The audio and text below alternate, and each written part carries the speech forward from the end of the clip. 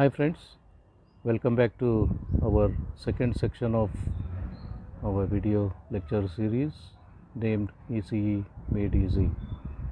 In this section, we look into some basic circuits.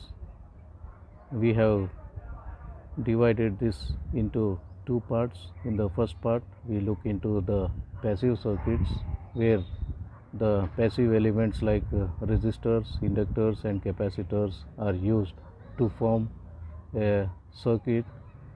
The interconnection of these circuits will make a different variety of circuits, and in this we see how a combination of resistor, capacitor and inductors are used for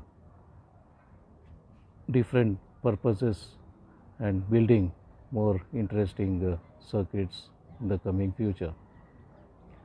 Then we get into our second part of second section where we build circuits using active components like PN junction diode, transistors and FETs. This subsection is mainly divided into three parts. In the first one, we look into something called rectifiers.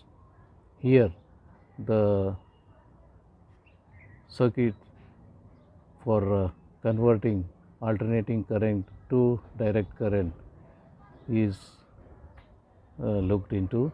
Rectifier is a circuit which converts an alternating current or AC into a direct current DC. Alternating current is one wherein it keeps changing its direction every half cycle, so it's a periodic input, and half period it will be flowing in one direction, in the other half period the current will be flowing in the other direction, whereas the direct current is a unidirectional. All the time it flows only in one direction. Maybe the magnitude of current may change but direction does not change, and hence we call it a unidirectional current. Here we make use of PN junction because PN junction has a wonderful property that it allows current to flow only in one direction, and hence can be very much useful in converting alternating current into direct current.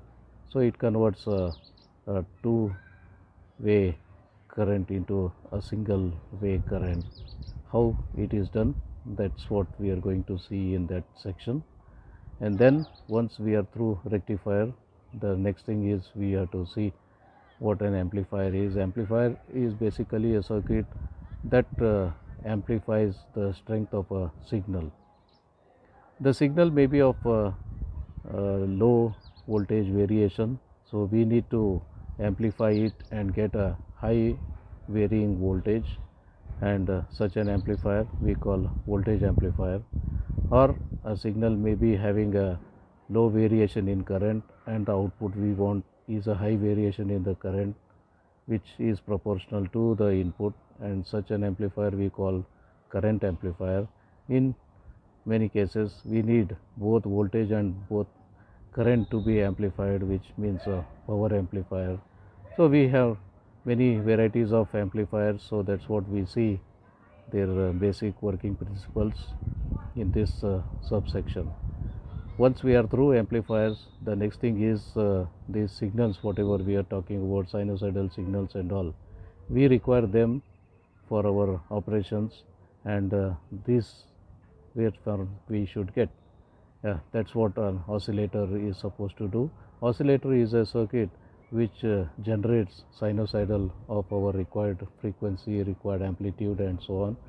There are many varieties of oscillators we have, and this subsection deals with what an oscillator is, how oscillations are created and all that.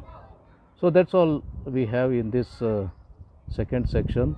So it's going to be an interesting journey because all these we are supported with interesting day-to-day life examples. So please do enjoy and make sure to learn and